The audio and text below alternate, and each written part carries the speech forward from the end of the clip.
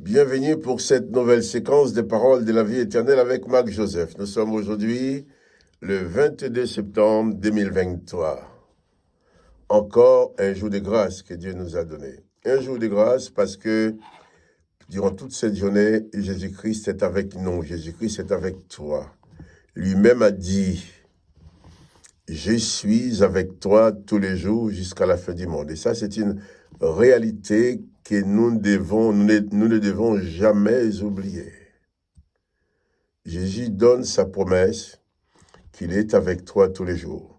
Donc aujourd'hui, ce jour du 22 septembre 2023, souviens-toi et n'oublie jamais que Jésus-Christ est avec toi selon sa parole. Et lorsque Jésus-Christ est avec toi, il est capable de t'aider à maîtriser toutes les circonstances de cette journée. Donc, je viens te dire, te rappeler encore que Jésus-Christ est avec toi aujourd'hui. Donc, pas de panique devant les circonstances, pas de panique devant ceux qui veulent même te condamner, pas de panique devant ceux qui veulent t'enfoncer, car ils ne pourront jamais t'enfoncer, ils ne pourront jamais te détruire, parce qu'ils ne peuvent pas détruire Jésus. Ils ne peuvent pas écraser ce Jésus qui est avec toi. Il est tout puissant et c'est lui qui t'accompagne, qui te garde dans toutes les circonstances. Et ce matin, élève ton âme vers Dieu, élève ton esprit vers Dieu et puise en Dieu au travers de Jésus-Christ toute la force, la puissance et l'autorité qu'il te faut pour vivre cette journée, afin que tu puisses dominer sur les circonstances et ne pas te laisser écraser par les événements. Jésus-Christ dit qu'il est avec toi, donc il ne t'abandonnera jamais. Il faut que toi, tu comprennes cela et tu ne l'oublies jamais. Alors, tu ne seras jamais plongé dans la panique. Je ne dis pas que toutes les circonstances seront bonnes. Je ne dis pas que Jésus n'a jamais dit que nous n'aurions pas de problème. Il n'a jamais dit que nous n'aurions pas de difficultés. Il n'a jamais dit que nous n'aurions pas d'adversaires en face de nous. Il n'a jamais dit que nous n'aurions pas à traverser des moments difficiles. Mais il a dit, je suis avec toi tous les jours, quoi qu'il arrive. Quelles que soient les circonstances, bonnes ou mauvaises, Jésus-Christ est avec toi. Souviens-toi et n'oublie jamais cela. Jésus-Christ est celui qui a le pouvoir de dominer même les forces de la tempête ou du vent ou de la mer. Quelle que soit la puissance qui se dresse contre toi, Jésus-Christ a le pouvoir de les dominer et de te donner la victoire. Donc c'est pour cela, je te répète encore ce matin, souviens-toi et n'oublie pas que Jésus-Christ est avec toi. Pas de panique devant les circonstances de la vie. Seulement, quoi qu'il arrive, fais tout ce que tu peux faire. Il ne s'agit pas de rester les bras croisés ou à se tourner les pouces, disant je ne fais rien parce que Jésus-Christ est avec moi. Non, Jésus-Christ est avec toi. Fais tout ce que tu peux faire. Mais lorsque tu arrives à l'endroit où toi, tu ne peux pas faire, il ne faut pas paniquer devant. Tu passes la main à Jésus-Christ qui, lui, peut d'un mot, d'un geste, arrêter les tempêtes qui se déchaînent contre toi. Que le nom de Jésus-Christ soit béni. Que toi aussi, tu sois béni. Avant de continuer, je te rappelle un petit coup de pouce pour dire que tu aimes cette vidéo. Si tu l'aimes, si tu ne l'aimes pas, ne le fais pas. Mais quand tu cliques, tu dis que tu aimes, ça permet à la chaîne d'être proposée à d'autres personnes qui ne nous connaissent pas. Que le nom de Jésus-Christ soit béni et nous devons tout faire pour propager cette bonne nouvelle. Car il y a tellement de personnes qui vivent dans le désespoir, tellement de personnes qui vivent dans le malheur, qui n'ont aucun espoir, qui n'ont personne vers qui tourner. Il y a des personnes, même leur famille, quand ils sont dans la détresse, même leur famille se détourne d'eux. Mais Jésus-Christ dit, « Venez à moi, vous tous qui êtes fatigués et chargés, et je vous donnerai du repos. » Nous allons continuer notre lecture dans l'évangile de Marc, chapitre 15. Hier, nous avons parlé de Jésus devant Pilate. Pilate qui va se trouver face au chef religieux du pays d'Israël et avec Barabbas d'un côté, un criminel, et Jésus en face. Pilate va leur demander alors, On a demandé alors, je dois vous libérer quelqu'un entre ces deux-là, lesquels voulez-vous? Pilate s'attendait à ce que le peuple demande à Jésus, qui n'a rien à se reprocher. Non, ils ont demandé de libérer les criminels pour tuer Jésus. Pourquoi? Parce qu'il était poussé, dominé par les chefs religieux, les sacrificateurs, les scribes, le membre du Sanhédrin et tout cela qui était animé de l'Esprit de l'Éternel et qui ne voulait pas que Jésus accomplisse son ministère. Alors, ils ont demandé à Pilate de libérer les criminels et de tuer Jésus. Alors, je vais relire ces passages dans Marc chapitre 15 à partir du verset 6.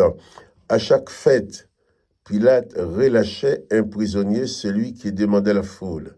Il y avait en prison un nommé Barabbas avec ses complices pour un meurtre qu'ils avaient commis dans une sédition. La foule était montée, se mit à demander ce qu'il avait coutume de leur accorder. Pilate leur répondit, « Voulez-vous que je vous relâche le roi des Juifs ?» Car il savait que c'était par envie que les principaux sacrificateurs l'avaient livré. Mais les chefs des sacrificateurs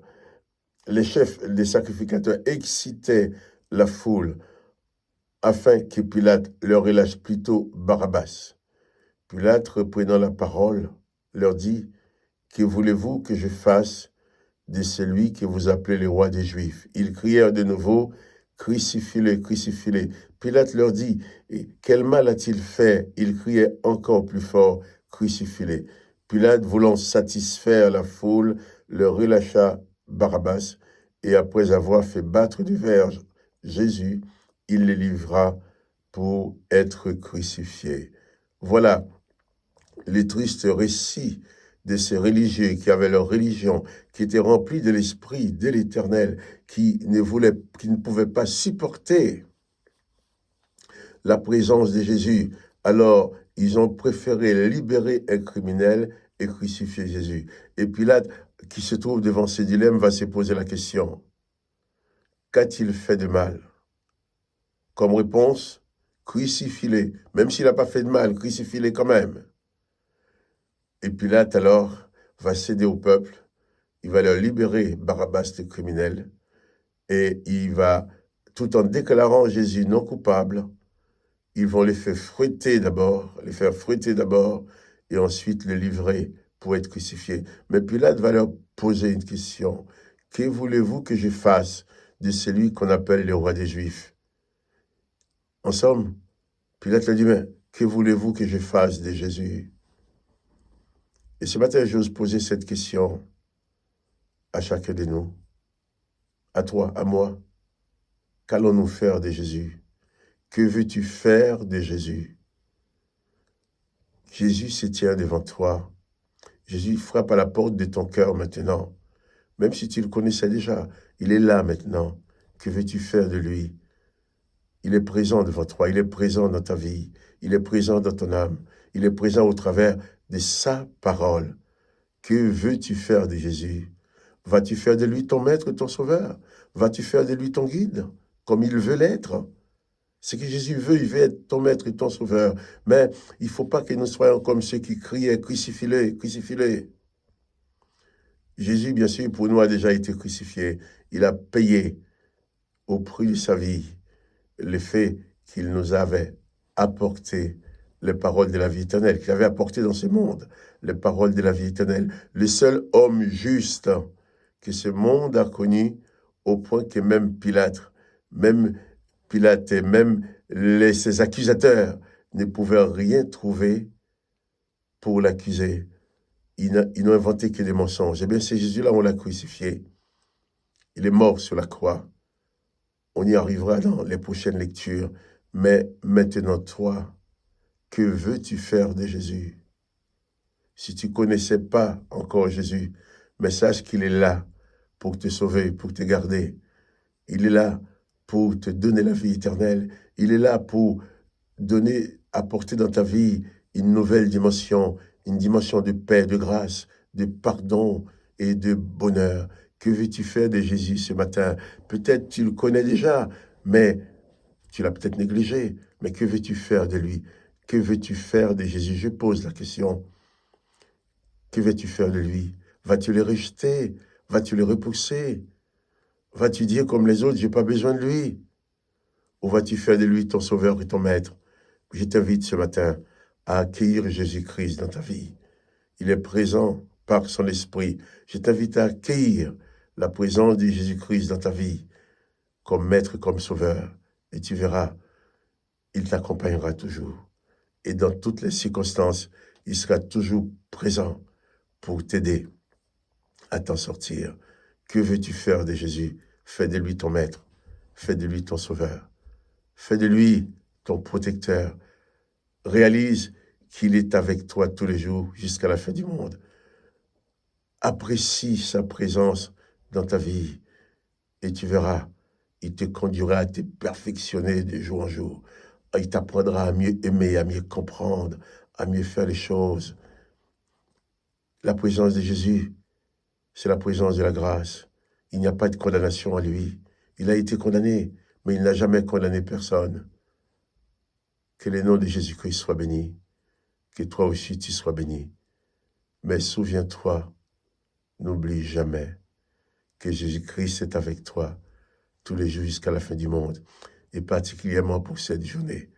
Réalise que quelles que soient les circonstances que tu auras à traverser, Jésus-Christ est avec toi pour t'accompagner, te guider, te bénir et te conduire dans la victoire. Que le nom de Jésus-Christ soit béni, que toi aussi tu sois béni. Quant à moi, Marc-Joseph, je te dis bien, à demain. N'oubliez pas les petits coups de pouce pour dire que tu aimes, pour pouvoir proposer la vidéo à d'autres personnes. Sois donc béni et à demain.